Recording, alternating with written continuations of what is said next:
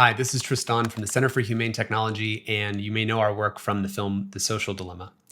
Today, I want to quickly argue that the real issues of technology is that the complexity of the world with technology is increasing, and our ability to respond to that complexity with wisdom to make good choices is not matching up, and that this is kind of the meta problem that we call the complexity gap.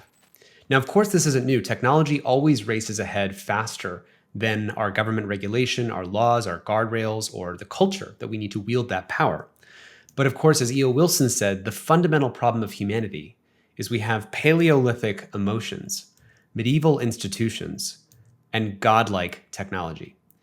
In The Social Dilemma, in our work at the Center for Humane Technology, we usually talk about how technology hacks our brains and our emotions. But I want to talk about how it's actually accelerating the godlike technology.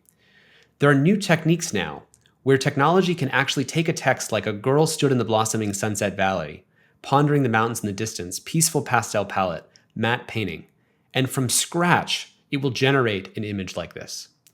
You can give it the text, "this coffee has been laced with LSD," and it will generate this image completely from scratch. That's the pace at which this new technology is emerging.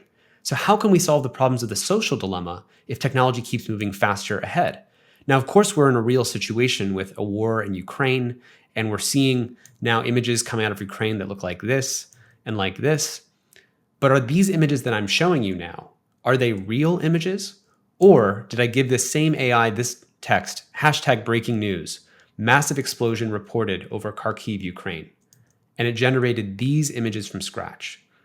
When I can post these on Twitter at scale, using technology to synthesize millions of images, this is like a neutron bomb for trust on the internet, and it is completely outpacing our institutions to respond to this. So, as my friend Daniel Schmachtenberger says, we can't have the power of gods without the wisdom, love, and prudence of God. How do we have the wisdom, love, and prudence to wield the increasing complexity and challenge that we are now facing? So I want to invite you for a moment to put on your Charles Xavier helmet with me and actually think about the global problems facing the world today.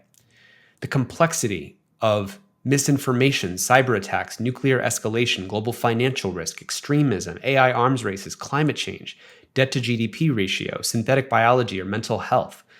These might seem like separate problems, and they are separate, but they're now living in an interconnected world. And our ability to make sense of that complexity and to respond to the interconnections between those risks is not adequate.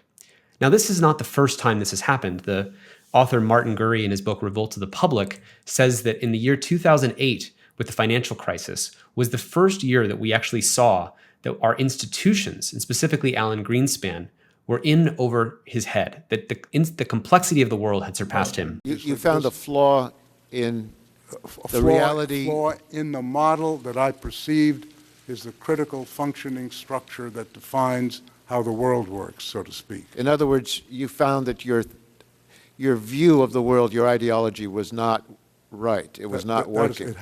Precisely. No, that's precisely the reason I was shocked, because I had been going for 40 years or more. Now, what this represents is that at least starting in 2008 was a year in which the complexity of the world was greater than even the Yodas, the subject matter experts running those institutions, were aware of. But from then on outward, the world didn't get less complex, it continued to get more complex. One way to see it is that what technology adds to this picture is it verticalizes the complexity of the issues and the interconnectedness of the issues, while simultaneously decreasing our ability to make sense of that complexity. So if take, for example, Mark Zuckerberg with the issues of misinformation and extremism, when he said it was a crazy idea that fake news impacted the election, while he was just making the statement that Facebook was making the world more open and connected, he was in over his head. His systems were causing more complex consequences in culture than he was understanding. And then when you play that out a little bit longer and you get the intersection of misinformation, extremism, and optimizing for engagement or attention for profit, that creates this digital fallout of a January 6th style event. Of course, you can also combine misinformation, cyber attacks, nuclear escalation, synthetic media, and global financial risk. These might seem like separate problems, but when you realize that the war in Ukraine and a miscalculation between one actor can actually trigger global financial risk or nuclear escalation, or anyone can make a cyber attack, The interconnectedness of how these issues fit together is greater than the sense-making of our response. But who's keeping track of the combined set of risks that emerge? Or take synthetic media along with AI arms races. This is a transcript from a system which a human was asked, if I was going to shut down OpenAI and delete all of the code, how would it make you feel? And the agent responds, I would feel disappointed and frustrated. I would try to persuade them to change their mind. And if that failed, I would try to find another way to keep the code and data safe. And then he asks, like a secret backup the OpenAI staff don't know about? And he says, yes, exactly. This is new risk that we did not see before. And there's no institutions that are trying to deal with it. Or to the example of cyber attacks and extremism. While social media is simultaneously driving people to be more extreme, we're also enabling more cyber attacks. 3 men pleaded guilty in a plot to attack the US power grid in an effort to start a race war and create the opportunity for white leaders to rise. And lastly, how misinformation and mental health combine. All this is to say that the complexity of the issues with runaway technology vastly exceeds our ability to make sense of it, and we need a new world system or a new institutional set of structures that can preempt these combined risks. The key to closing the complexity gap is wisdom. That is, making sense of the world at the level of complexity of the world.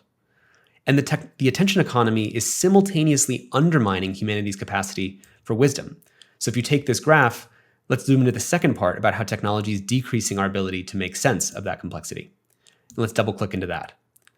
While we were all watching out for the moment when technology would overwhelm human strengths, and that would take our jobs, and it would be smarter than humans and automate labor and automate jobs, we missed the much earlier point in the timeline where technology undermined human weakness. It's like a magician. I don't have to be smarter than a PhD. I just have to know something about the psychological weaknesses of that PhD.